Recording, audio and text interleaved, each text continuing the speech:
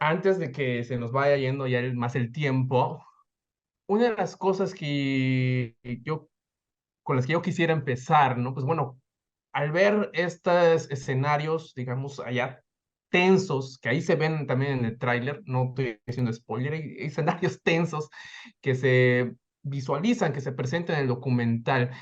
Bueno, ¿cuáles, Walter, cuáles fueron los retos y las dificultades al momento de producir ese documental y de procurar captar estos escenarios de tensión? Ahí va la primera pregunta, es esa. Claro. Gracias por la invitación y por poder estar aquí. Y gracias por la pregunta. Eh, Mis desafíos que tenía durante 2, 3 semanas filmando en Londres en 2019, octubre, entonces hace 4 años, son relativos. Había mucha lluvia, como puede llover en Londres en otoño. Yo trabajaba solo, entonces yendo de un lado a otro lado con mi cámara, bolsa de cámara, con mi trípode, con todas mis herramientas que tengo para filmar. eh, y con la lluvia que había, porque todas las actividades y las protestas estaban afuera en la calle, eh, cargar, cargar baterías, yo tenía problemas con 2 baterías, pero todo ese es muy relativo al desafío grande que tenemos, 8 billones de personas en el mundo con el cambio climático. Entonces, no quiero dar mucho más tiempo a explicar estos desafíos reales en estos momentos. A veces es duro, pero como digo, es muy, muy relativo.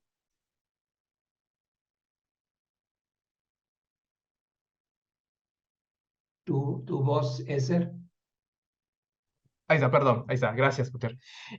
Pues mira, hay tres grandes temas que me fueron inevitables pensar, ¿no? Al ver el documental y uno tiene que ver con el camino medio, ¿no? Al estar, el hecho del estar en medio, el de intentar uno desmarcarse de los lados extremos, pero sabemos que dentro de los movimientos de protesta, de activismo y militancia climática, ecológica, pues también hay una heterogeneidad, una diferencia en cuanto a posturas, matices sobre cómo deberían ser las estrategias de lucha, cómo deberíamos movilizarnos, qué deberíamos hacer, qué no debemos hacer.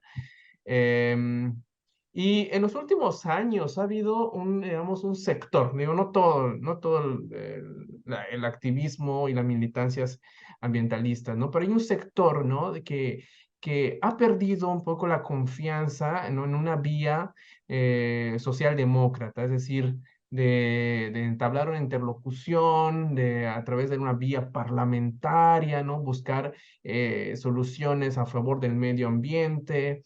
eh, y muchos dicen, pues bueno, no podemos entablar interlocución ni dialogar con el Estado ni con las empresas porque hemos visto que no funciona. Entonces hay, digamos, una postura de este tipo en los movimientos ambientalistas. En este sentido, tanto tú, Wouter, como el director, ¿no? Y como miembro también, ¿no? De la comunidad Plum Village. em, y también, digamos, habiendo sido testigo, ¿no? De todas las experiencias que pudiste, pues, allá recolectar durante la producción del documental. ¿Cómo, ahí va la pregunta, cómo se lidia o cómo se podría lidiar con los radicalismos ambientalistas desde esta visión budista del camino medio? Primero, yo no me considero como budista, budista.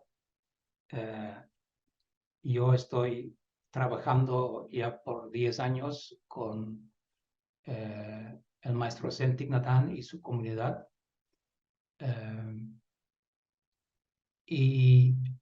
Pero con el interés de un humanismo profundo.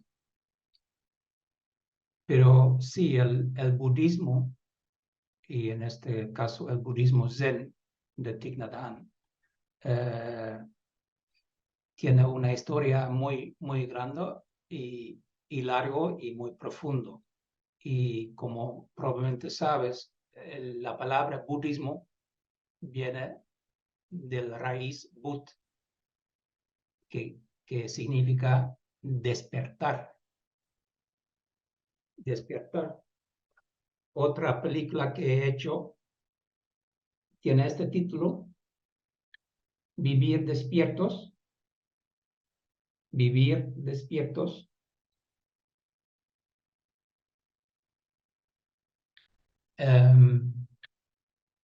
Porque el Buda era alguien que era despierto.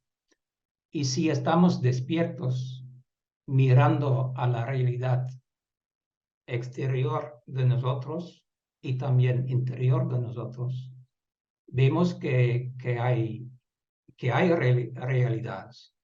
Muchas veces vemos cosas y no son la vista que tenemos, la percepción de la realidad a veces no es tan real y claro, pero en general podemos ver, o por lo menos es mi percepción, que en el mundo real, en el mundo económico, en el mundo capitalista, en el mundo demócrata,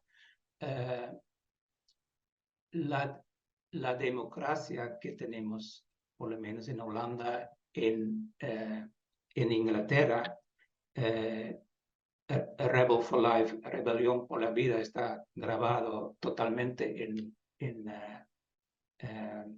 UK, es United Kingdom, es Reino Reino Unido. Unido. Mi percepción, y igual en Estados Unidos, es que el capital, las grandes empresas compran las elecciones, tiene tanto influencia al nivel político que mucha gente que no tienen esta influencia sientan que aunque están votando, tienen un voto una vez al 4 o 5 años, pero con este voto no entran en el poder político. Claro, es parte, es una expresión de voz, una expresión quizás de corazón, pero al final del día cuenta quién toca el piano, quién tiene todo en sus manos. Y claro, la gente de Extinction Rebellion se levanta porque sientan que no están, que ellos mismos no están escuchados primero, y también el medio ambiente o la madre tierra no está visto ni escuchado ni por los políticos y ni por los intereses comerciales o capitalistas. Entonces,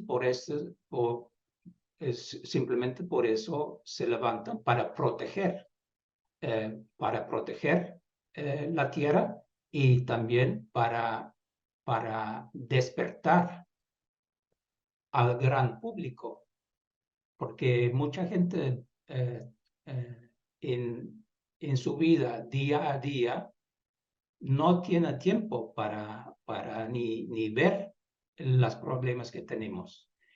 Y Extinction Rebellion en la película podemos ver que ellas se levantan, se organizan, se juntan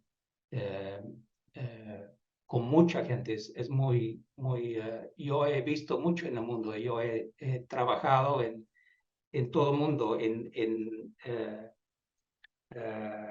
capitales, en partes pobres, pero nunca vi 10.000 personas juntando, viviendo en carpas en el centro de Londres en esta plena lluvia y haciendo acciones, haciendo fiestas, pero también haciendo acciones. Entonces a veces era como un festival y otro momento era como una guerra. Pero siempre, y ahora voy a tu pregunta, siempre con la actitud de no ser violenta. Claro, bloquean cosas, digan cosas, se expresan, se ponen su mano, su cuerpo en lugares donde normalmente no están, en la calle, pegándose en todos los lados. ¿Para qué? Sus acciones son como una campana para despertar a la gente, para entrar en las noticias en la noche, pero siempre no violenta. Y por eso los monásticos de Plum Village son liados con algunas personas en el movimiento de Extinction Rebellion y además algunos activistas, incluido Vishal y Karim, dos de tres protagonistas de la película, fueron invitados y Karim es alguien que está por años ya en Plum Village y es un practicante de la plena conciencia. Pero Vishal estaba invitado para justamente practicar la no violencia en frente cuando hay un frente, hay policía enfrente de ti, porque decir que eres pacífico es una cosa, pero quedarte pacífico y calma y no violenta en frente de violencia, porque a veces hay confrontaciones. Y esta no violencia realmente viene de Thich Nhat Hanh. Martin Luther King tenía la misma actitud y de raíz viene de Mahatma Gandhi. Pero por los monásticos es clave que el activismo es no violento. Muy bien, muchas gracias, Wouter. Mira, pues bueno, una de las el segundo aspecto que estaba pensando, pues bueno, es el relativo a la interdependencia universal, en inglés el no self, ¿no? El que no hay un yo, porque todos estamos vinculados de alguna manera. Y esto de la interdependencia universal también, digamos, lo relacioné al momento precisamente de ver estos tipos de manifestaciones, de protesta, pues a esto que le llamamos desobediencia civil, ¿no? Y que muchas veces también ahí Vishal, aunque no decía que es desobediencia civil, pero ahí lo estaba expresando, ¿no? Esto hacemos, esto pienso, esto pensamos en Extinction Rebellion, ¿no? Y pues bueno, una de las primeras ideas sobre la desobediencia civil no vinieron del escritor David Thoreau, ¿no? Que fue uno de los primeros en hablar de esta resistencia al gobierno civil, esto pues, a mediados del siglo XIX.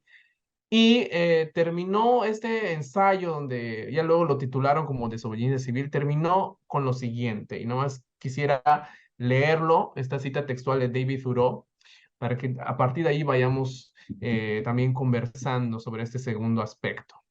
Y dice David Thoreau en el libro Desobediencia Civil: Jamás habrá un Estado realmente libre y culto hasta que no reconozca al individuo como un poder superior e independiente, del que se derive su propio poder y autoridad y le trate en consecuencia.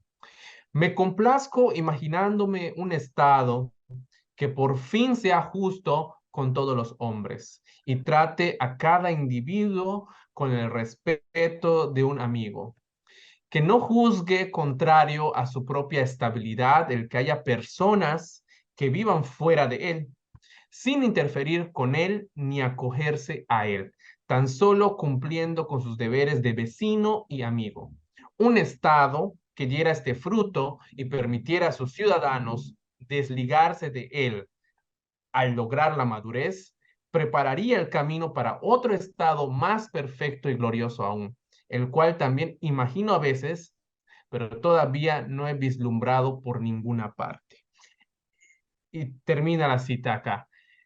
Esto lo escribió a mediados del siglo XIX, ¿no? Y obviamente yo entiendo, ¿no?, que todos esos movimientos de desobediencia civil pues han sufrido cambios, ¿no?, a lo largo de la historia. Pero digamos que al momento de escuchar a Bishal y leer de nuevo a David Thoreau, hay ciertas cosas ahí, que premisas que todavía permanecen. Por eso yo creo que a mí me pareció muy importante platicar con, preguntarte o que poner esto en pregunta para ti, Wouter, ¿no? Sobre estas ideas del individuo como un poder superior e independiente y del ciudadano desligado del Estado, ¿no? Pensando en esta concepción budista, ¿no? La interdependencia universal, ¿no? Bueno, la pregunta en este caso es, ¿cómo entender la desobediencia civil desde una perspectiva budista? Y si estas ideas de la desobediencia civil del individuo como un, digamos, allá como con un poder superior e independiente, pues convergen con una o no de las, con una de las interpretaciones budistas, ¿no? En el que dice de conocerse a sí mismo, es decir, de voltear al individuo y examinar al individuo. Entonces, por ahí va estas preguntas, ¿no? Pensar esto de la desobediencia civil a través, ¿no?, de los ojos, de ojos budistas, este filtro budista. Entonces, ¿cómo entender eso, Wouter? Es una muy buena pregunta y una pregunta muy grande también. Quizás necesito 2 horas para explicar, pero voy a tratar de responder en 5 o 10 minutos o más corto, no sé.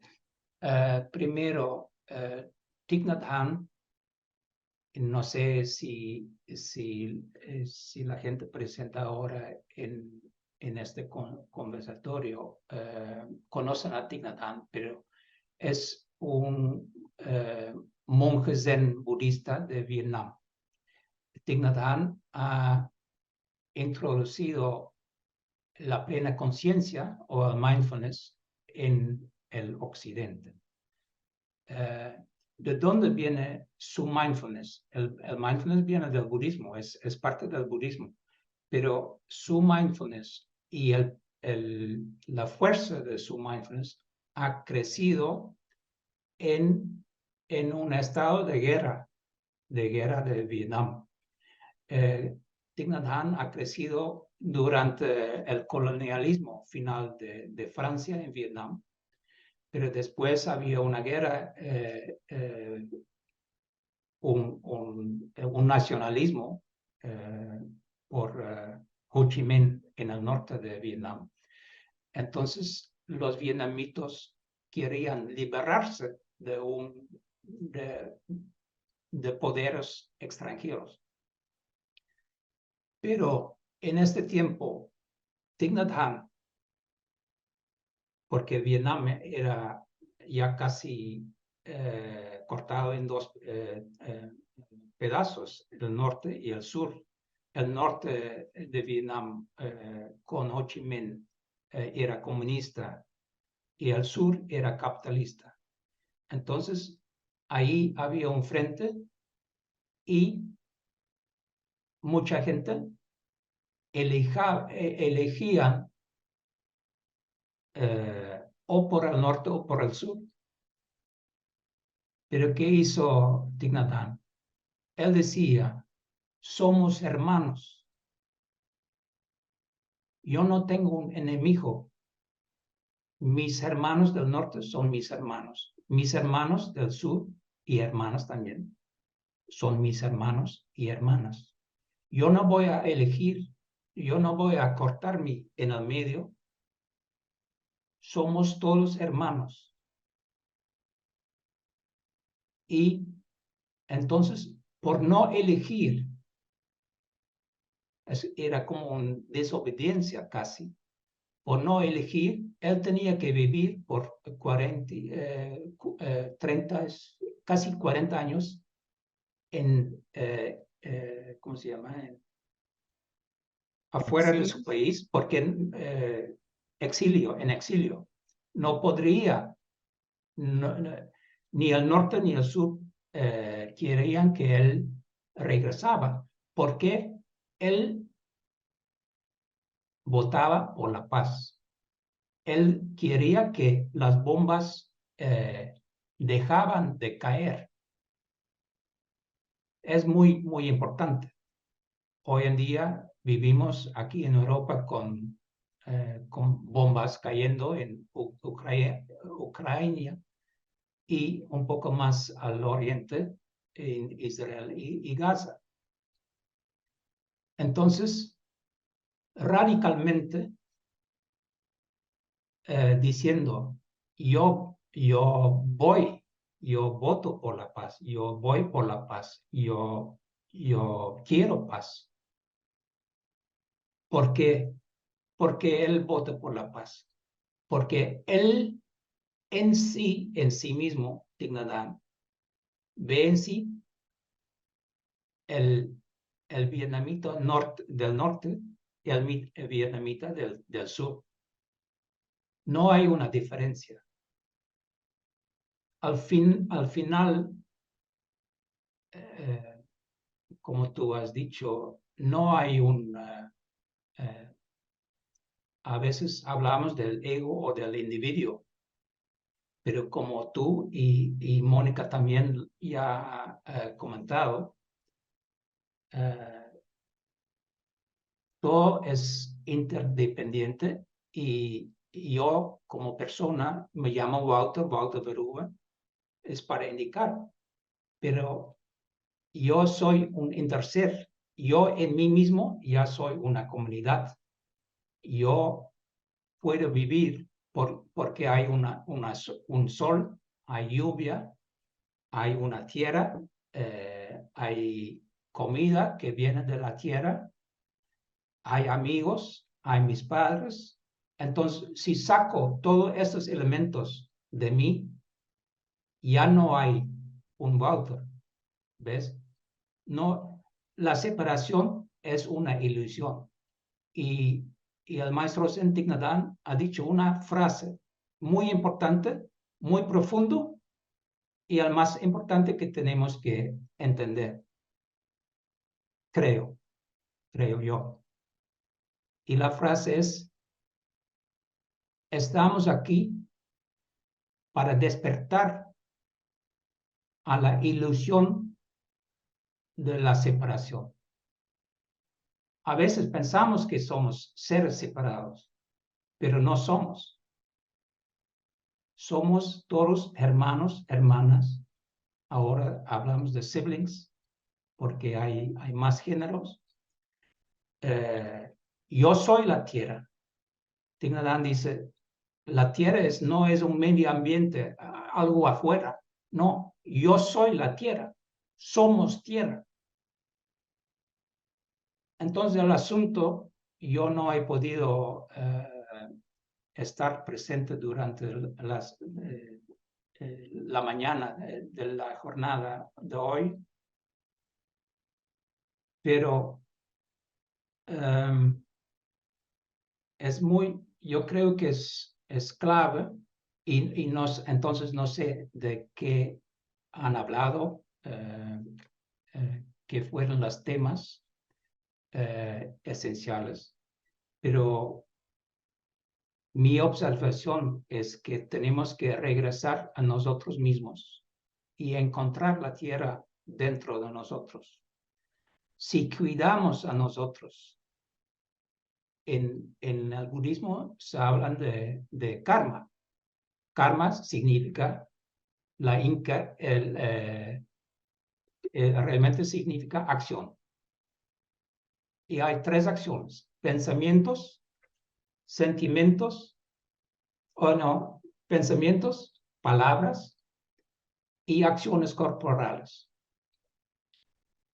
Entonces, mi futuro, el día siguiente, depende, mi karma depende de cómo pienso ahora, qué digo ahora, hoy, en este momento, y cuáles son las acciones corporales que hago ahora.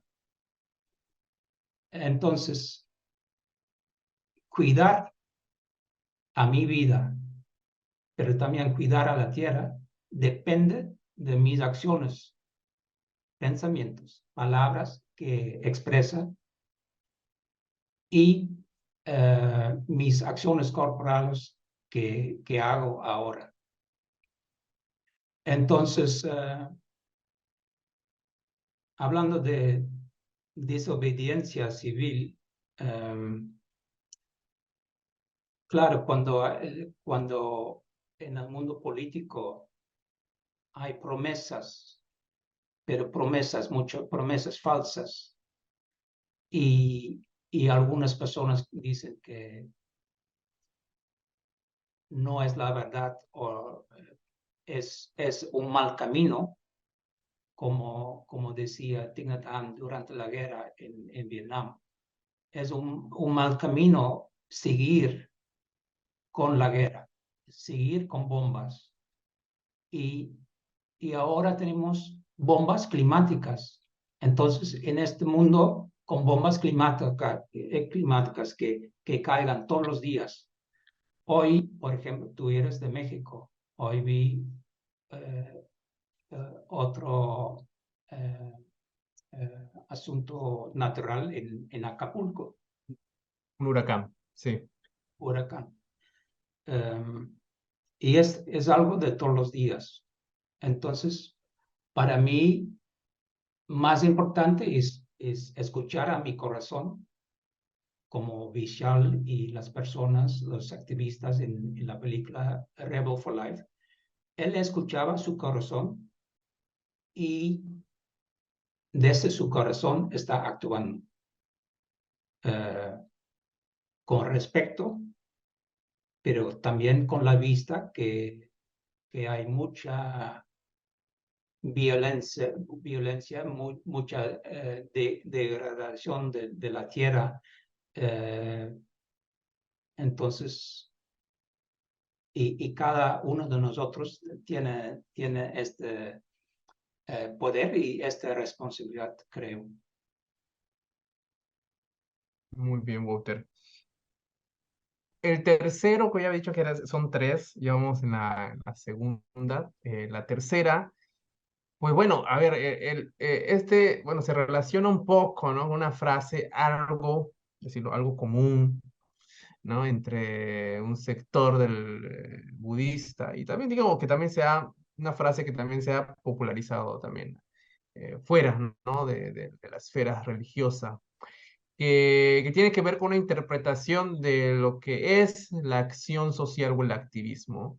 Pero específicamente traducido, ¿no? A un lenguaje un poco más budista, dice, pues bueno, paz interna, paz mundial, ¿no? Tenemos una paz interna, digamos, algo pequeño, y eso nos va a llevar, ¿no? A una paz mundial, ¿no? Es una condición,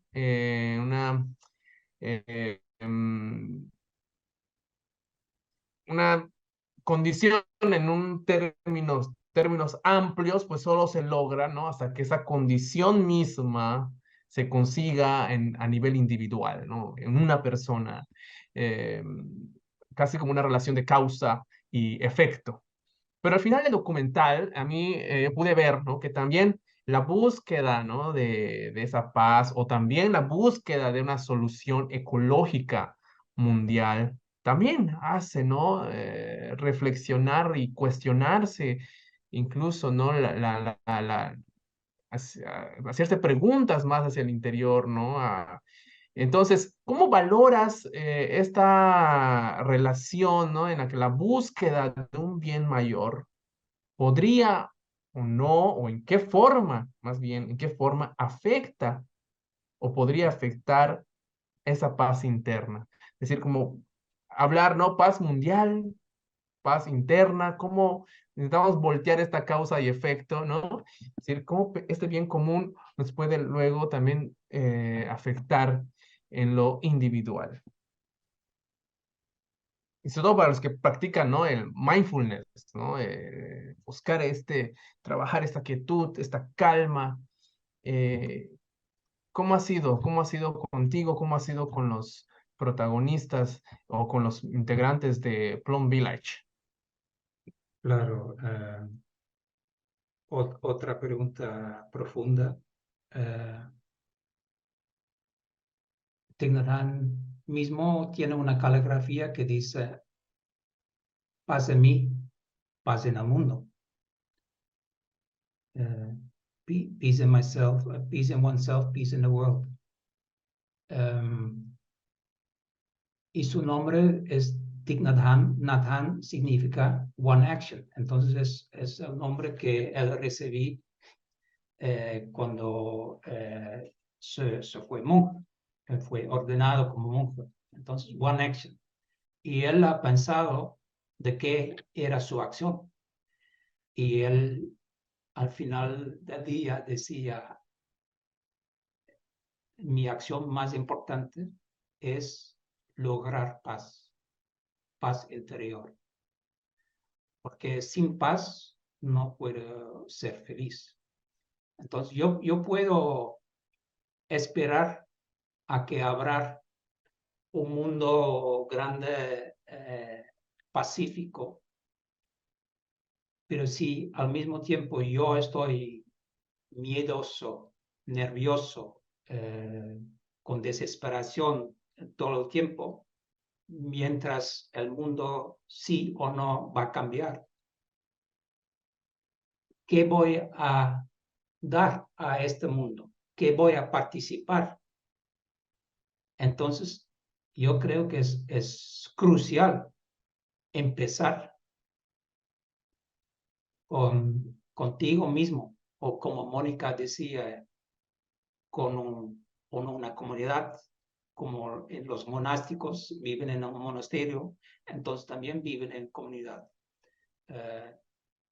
Y la paz no viene de la paz que puedes sentir, hasta físicamente casi sentir en Plum Village y en otros monasterios. Hay uno cerca de México, cerca de San Diego, en California. Hay 3 en Estados Unidos, algunos en Asia. Pero la paz es una práctica.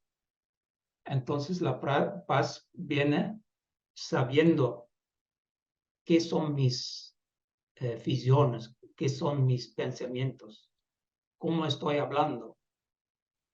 Hoy en día hay mucha violencia por palabras, más que nada en los medios sociales.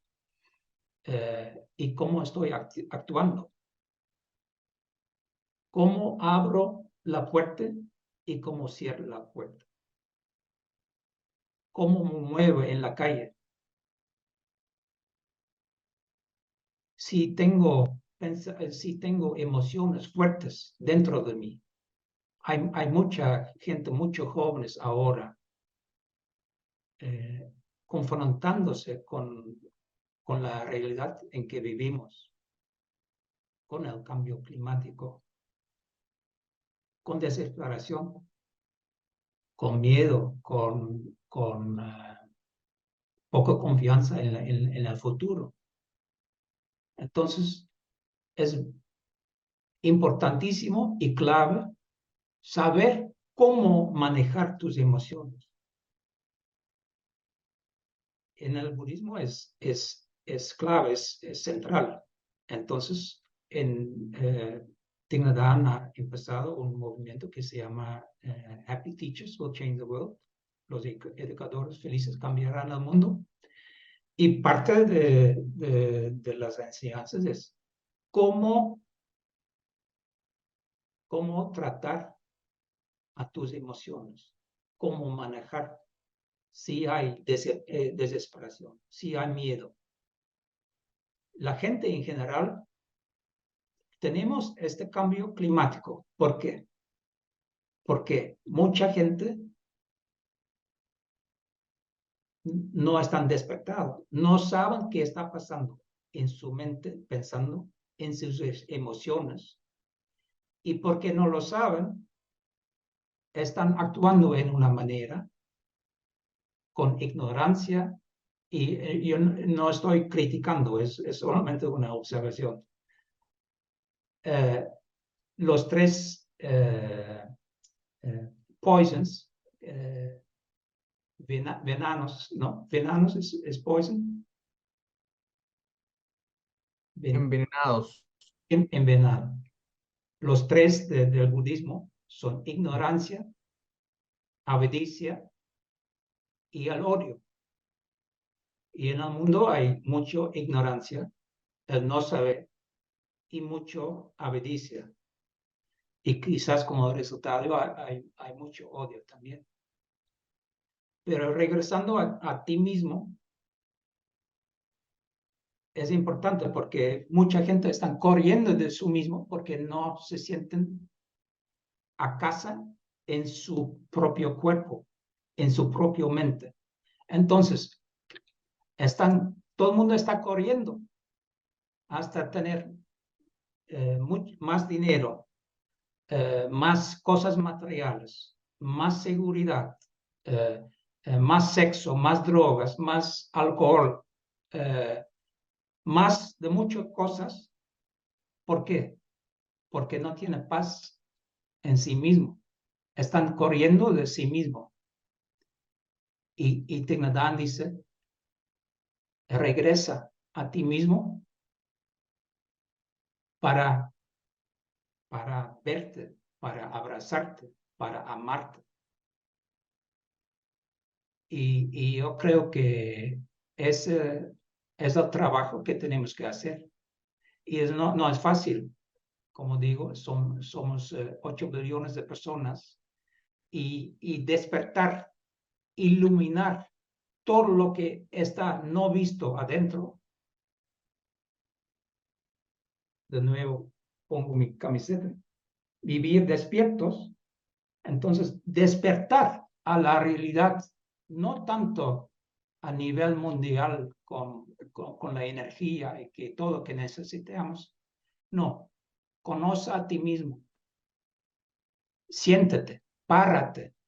Por eso la campana. En el monasterio tenemos campanas en todos los lados y todos los momentos de los días para realmente parar, no decir nada y observar dónde va la mente, dónde van mis pensamientos, cómo me siento.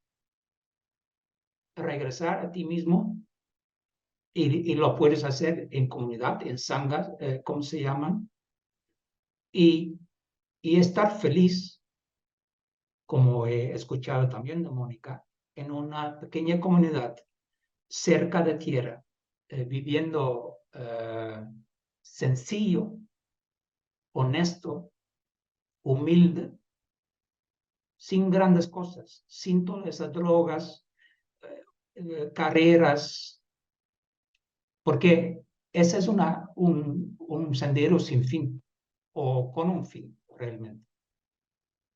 El sendero infinito es regresando a ti.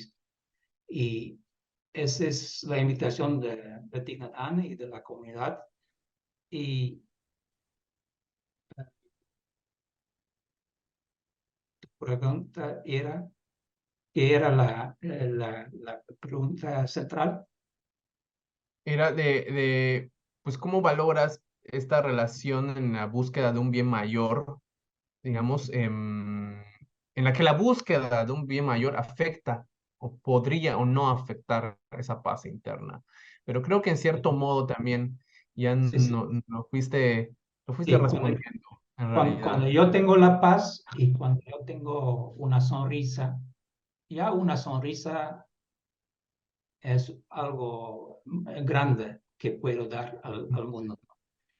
Mi paz interno es una invitación para otras, para eh, cambiarse, transformarse, pero sin imponer algo en... Claro, muy bien. Muchas gracias, Wouter. Pues mira, tenía una pregunta más, pero yo creo que por el tiempo preferiría que ya otras personas vayan planteando sus preguntas para ti. Eh, pues bueno, nos quedan aproximadamente 20 minutos para abrir las preguntas, la conversación con los asistentes. Buenas tardes, buenas noches desde España.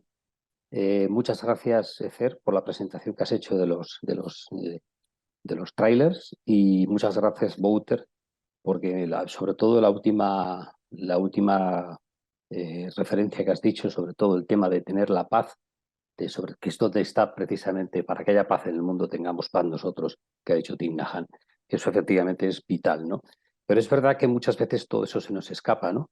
Y aunque meditemos y sigamos un camino, el camino del medio del que ha hablado Fer anteriormente, muchas veces esas emociones precisamente es muy fácil que nos dominen y que rápidamente pues, nos vuelva pues, la ira, etcétera, etcétera, ¿no? Entonces, desde luego, para mí es la complicación, es decir, el mantenerte siempre sereno, como precisamente algunos de los protagonistas de tu película. Eh, Esto lo he dicho, no tenía pensado decirlo porque realmente la pregunta era que realmente era a qué se le achaca el crecimiento del negacionismo socialmente, ¿vale? Y por qué no cala ese activismo no violento en la sociedad. ¿Puedes eh, repetir tus preguntas? Sí, ¿a qué se le achaca el crecimiento del negacionismo climático? Que sobre todo, pues yo creo que a nivel mundial, en España está ocurriendo, pero creo que es algo en Estados Unidos, en otros muchos países, el negacionismo climático, el negacionismo del cambio climático, ¿vale? ¿A qué se le puede achacar, según usted, y por qué no cala ese activismo no violento en la sociedad? ¿Por qué no cala en la sociedad el activismo no violento?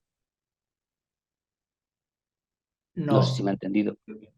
no lo entiendo. Bueno, Sí, Wouter, la pregunta de Alberto va de ¿cuál crees que sean las razones, sí, las razones por los que ha crecido esto del negacionismo climático, ¿no? Esto de decir, no existe un cambio climático, no hay tal cosa, ¿no?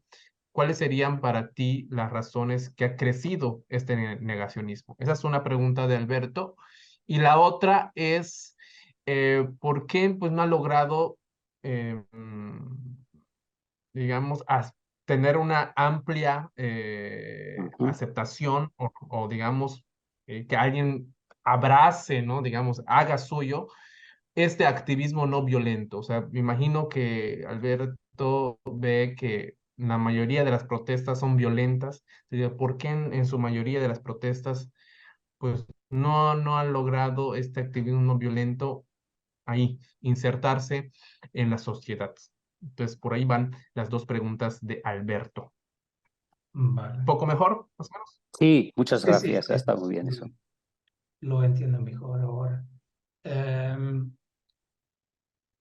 Primero, la segunda, cuando yo filmó Rebel for Life, Rebelión por la Vida, era en 2019 y el movimiento era muy grande en Reino Unido, pero poco conocido todavía en Holanda. Y yo veo que recién también aquí en Holanda está creciendo y había actividades, demostraciones recién en agosto, grandes, en Inglaterra en 2019 había 1.800 arrestaciones, entonces personas que tenían que llevado al cárcel, por lo menos por algunas horas y a veces por una noche. Pero en Holanda en una semana había 2.800 personas. Pero todo, por lo menos que yo veo de Extinction Rebellion, pero no sé a qué protestas refiere Alberto, que no son no violentas, porque como yo he observado y era en la tele holandesa todos los días, todas las noches, sus actividades eran no violentas. Y entonces quizás Alberto tiene otra experiencia en España, pero yo veo que la conciencia en general sobre lo que está pasando con la clima y las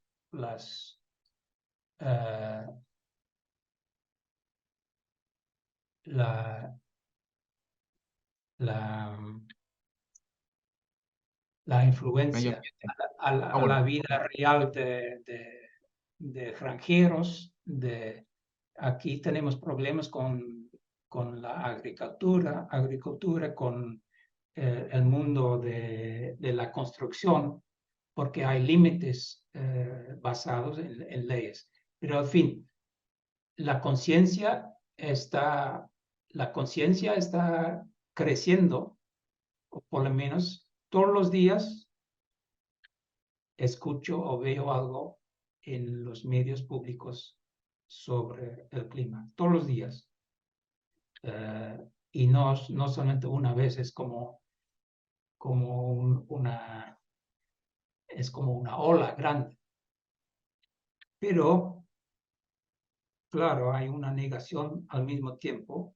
¿Y por qué? Yo creo que como seres humanos no gustamos cambiar. Es difícil cambiarnos.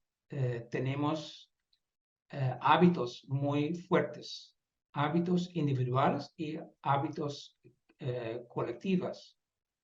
Entonces, y además hay intereses económicos de algunas personas o empresas o partes de una sociedad. Entonces, es por intereses, pero yo creo en general el ser humano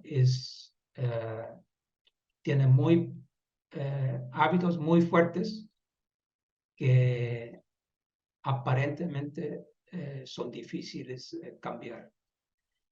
Y claro, ahí también es el cambio individual, influye el cambio colectivo y al revés. Pero Thich Nhat Hanh muchas veces ha hablado de estos hábitos que tenemos y solamente también es viendo cómo funciona, hasta viendo cómo estamos con dos manos. Yo no quiero cambiar, o yo quiero tener el mío, es muy fuerte en todos los seres. Entonces, es casi una reacción natural, creo. Pero al fin, si no cambiamos de nosotros mismos, el clima y la tierra nos impone un cambio. Tenemos que cambiar sí o sí. muchas gracias, Walter. Tenemos igual una mano alzada de María Elvira Ríos. Si le pueden habilitar el micrófono a María Elvira. Gracias, muchas gracias, Eser. Muchas gracias, Walter, por tu presentación. También a Eser por toda la explicación que nos ha entregado. La verdad es que ha sido muy enriquecedor escucharlos en este conversatorio. Mi pregunta, Wouter, tiene que ver con la concepción de progreso y desarrollo que tenemos en el mundo. Hoy en día, cuando hablamos de proteger al medio ambiente, muchas veces, y lo digo de manera personal porque también colaboro y trabajo con organizaciones medioambientales, nos sucede que la gente observa ciertas acciones como parte de un desarrollo social, como parte de una concepción de un progreso social. ¿A qué me refiero con eso? Es que muchas veces cuando vemos empresas extractivistas que están literalmente destruyendo los recursos que nos entrega la naturaleza, eso también a nivel social se observa como algo en que nos está entregando progreso, nos está entregando un crecimiento económico, ¿bien? Lo digo también sobre todo por los países latinoamericanos, donde es un continente que sufre constantemente hoy en día con problemas medioambientales muy complejos, muy delicados, con la extracción de minerales, con problemas también con las forestales, la agricultura, etc. Entonces, ¿cómo podemos, siendo también personas activistas, tratando de que haya también justicia frente a esta situación, y desde ahí cómo podemos o cómo podría el budismo intentar de alguna manera observar, cambiar un poco esta especie de retórica que tenemos en la sociedad con la supuesta concepción de desarrollo y progreso que existe hoy en día, la supuesta también concepción de desarrollo y progreso de una economía de mucho consumo que nos lleva también a una ansiedad constante del cómo nos vamos desarrollando supuestamente para ser alguien en esta sociedad, ¿no? También tiene que ver con un sistema en el cual estamos habitando. Entonces, esa es mi consulta. ¿Cómo podemos intentar generar una conciencia distinta en cuanto a qué realmente es un progreso hoy en día, tanto para la sociedad como también para el mundo? María Elvira, otra pregunta muy grande y muy profunda. Yo he vivido por 6 años en el Perú. Yo he trabajado como cineasta también en las partes más pobres del mundo, en los barrios pobres de Lima, en Bombay, en Nairobi, en diferentes partes del mundo, en Bolivia, en el interior, en la selva. Entonces, en Ecuador, en las alturas. Entonces, pensando de la pobreza o pensando en la pobreza que hay, es lógico pensar en un desarrollo, en un progreso. Pero muchas veces aquí como Zen, ver a la realidad como es. Yo estuve en Quito, en Ecuador, filmando a un niño con a waterhead, tenía agua alrededor de su cerebro. Él tenía 8 años, creo, Marcos. Pero no había dinero para que él podría ir a un hospital. Y una operación normalmente en Europa es muy, muy fácil de hacer. Y yo sabía en ese tiempo, fue en el año 2000, al mismo tiempo, grandes empresas de Estados Unidos, americanos, estaban sacando petróleo de las Amazonas en Ecuador. Entonces, hay mucha riqueza, hay mucho dinero en el mundo, un montón. Pero la pregunta es, ¿lo compartimos o no compartimos? ¿Quién manda? ¿Quién tiene el poder. Entonces, tu pregunta es muy grande, pero si lo vemos al detalle, yo creo que en cada operación o cada progreso tenemos que ver si es realmente un progreso o no. Quién está, si la comunidad o si la tierra está recibiendo los frutos del progreso, o solamente, como vemos muchas veces, un par de personas o un par de empresas. Entonces, pero romper ese discurso lo podemos hacer solamente con la verdad. Y yo he hecho otro documental que se llama The Way Out, La Salida, donde hay un protagonista que está también de Plum Village, enfrentando actividades de gas friction, fraccionar de gas, entonces sacar gas en una manera diferente en el norte de Inglaterra. Entonces, si el gobierno hace que esas empresas realmente destruyan, en este caso, la tierra en el norte de Inglaterra y el agua natural que hay, tienes que levantarte, no solamente una persona, pero en comunidad, levantarte, expresarte. Y como sabemos, a veces es peligroso, es muy peligroso. Cada año en Latinoamérica muchas personas están, ¿cómo se llama? No se mueren, pero están Agonizando. No, están, they are killing, they are killed. Sí, muriendo. Sí, muriendo, Asesinados. asesinados por proteger el medio ambiente. Entonces, es complicado, pero es conciencia, levantar la conciencia general, informar a la gente,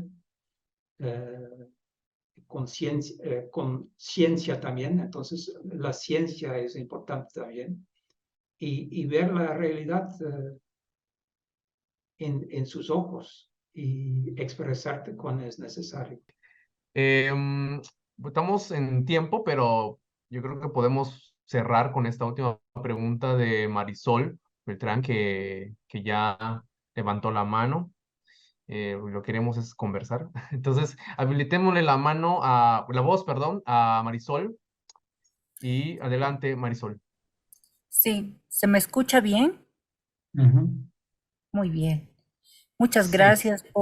muchas gracias por todas esas reflexiones que estás realizando por nosotros. Soy de Bolivia y mientras más práctica que tenemos en la meditación, en el amor bondadoso, en la compasión, hay más sensibilidad. En estos instantes en Bolivia, estamos viviendo en 3 ciudades principales el chaqueo, la afección del fuego que está incontrolable, que está aniquilando a seres, a mucha biodiversidad. Estamos viendo impotentes el dolor y sufrimiento provocados. A veces reflexiono, y es que quizá el planeta necesita transformación y conciencia del desequilibrio medioambiental a través de de este sufrimiento, de este dolor. ¿Qué opina, por favor, usted que tiene tantos documentales que ha podido ver de cerca quizás lo que está ocurriendo en mi país en este instante, en otros países, en otros momentos, incluso históricos?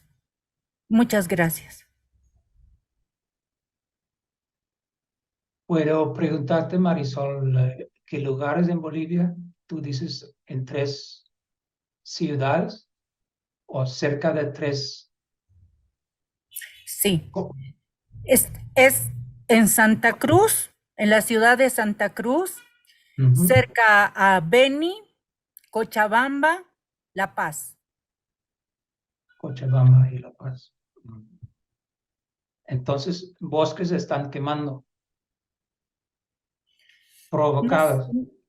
No solamente los bosques, es decir, han echado el fuego del chaqueo, que así se denomina aquí, chaqueo, han echado el fuego y lo están tirando incluso desde avionetas, porque me imagino que para los gobiernos, para el gobierno, los intereses políticos, es de tener tierras que sean habitables. Entonces, no solo son los árboles, sino la biodiversidad, es decir, incluso seres, animales que están muriendo, porque Bolivia es rica en tener la biodiversidad en diferentes tipos de animales, de seres sintientes. Y para entenderlo mejor, es como son acciones del gobierno conocidos y planificados, o es algo ilegal. Es una forma de costumbre que tienen para realizar sembradíos, pero con el pretexto de que esto es una costumbre, este gobierno está realizando lastimosamente estas acciones porque ellos son permisibles, siendo que la sociedad, al ver estos actos, está ya protestando. Es decir, por eso era mi consulta de que si esto es necesario para levantar conciencia en la humanidad, en los bolivianos, para cambiar, transformar algo dentro de nosotros. Acá no todos no abrazan la propuesta, la filosofía budista. Aquí, de acuerdo a nuestra constitución, es lo católico. Pero sí, lo entiendo. El budismo que yo mismo también practico, como al inicio he dicho, que no me veo a mí mismo como un budista, pero como un humanista. Y Thich Nhat Hanh siempre ha dicho, la plena conciencia puede ser practicado por cualquier persona, por un judío, un cristiano, y hay practicantes de la plena conciencia, del mindfulness, también en Sudamérica. Yo he hecho una gira con monásticos compartiendo la práctica en 2014. No he estado en Bolivia, pero en Chile, en Ecuador, en Nicaragua, en México y en Ecuador. Bolivia, no, en Colombia. Pero igual. Entonces, yo no quiero hacer una separación diciendo que soy budista o que trabajo con budistas. Pero claro, la conciencia en general y levantar la conciencia es clave para un cambio. Lo vemos en la historia. Los obreros en las fábricas eran muy maltratados, muy mal pagados, como esclavos trabajando, hasta que se levantaba. Las mujeres no tenían derecho para votar, hasta había un final y se levantaba. primero en Inglaterra y después en todo el mundo. O, todavía no en todo el mundo, pero en grandes partes del mundo. Y yo creo que un poco lo mismo puede pasar con la conciencia, con la tierra. La tierra no es un ser humano, entonces no tiene voz, no puede levantarse. Pero quizás Mónica, yo no he visto la película Bosque de Niebla, pero en el trailer, en algunos tomas, tú puedes ver que la naturaleza es muy, muy sabio. Es igual de sabio como el ser humano. Somos del mismo raíz. Entonces hay la misma comunidad que tenemos en el ser humano, que podemos encontrar en nuestro cuerpo, hay en la tierra. Entonces el espíritu viene de expirarse. Entonces la madre tierra respira. Y con fuego se respira diferente. Y con mucho fuego, y cuando hay menos vegetación, la respiración va a ser diferente. Entonces, por eso tenemos que primero regresar y entender qué somos nosotros y qué es la madre tierra. Y recién cuando sentamos, escuchamos profundamente a nosotros mismos, a nuestros pensamientos y emociones, pero también mirando profundamente a la madre tierra. Qué bella es, qué hermosa es. Yo creo que el asunto final es: no amamos suficientemente a la madre tierra. ¿Por qué?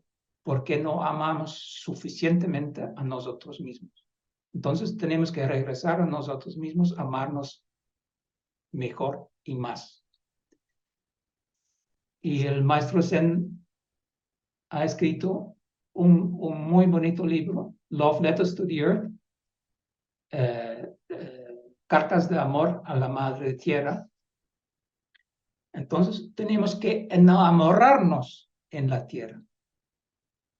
Y claro, si hay gente en poder en Bolivia que aman más el dinero que la tierra, hay un conflicto. Entonces ahí quizás la ignorancia y la avidez es más grande que el amor. Entonces hay trabajo. Hay trabajo para hacer. Hay un poeta peruano que decía al final de un poema largo: bueno, hermanos, tenemos trabajo para hacer. Entonces, yo creo que es el asunto. Y el trabajo es no solamente actuar afuera, pero también regresar a ti mismo, regresar a casa y cultivar paz, amor, y no ver la persona que hace un acto violenta o destructivo hacia la madre tierra, no verlo como un enemigo. Thich Nhat Hanh dice: man is not our enemy. El ser humano no es nuestro enemigo. La avidez, la ignorancia y el odio es. Entonces hay emociones que son nuestro enemigo. Pero el ser humano siempre puede cambiar, siempre puede despertar, siempre puede transformar. Y entonces yo tengo fe en yo he visto gente transformando, y a veces en 2 días. Entonces, la iluminación, si viene de Jesús, que habla de amor, o del Buda que habla de amor, o de mi vecina, una mujer que habla de amor, puede ser muy, muy, muy fuerte y impactante. Y yo tengo, al final, quiero decir, yo tengo mucha fe en la juventud de hoy.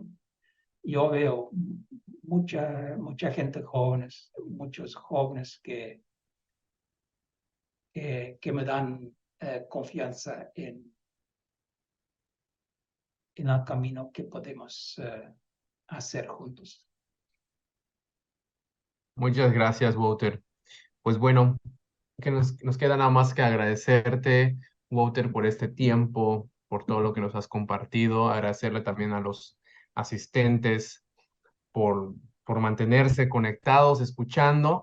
Muchas gracias, Ezer, por tu tiempo y por tu interés, por tus preguntas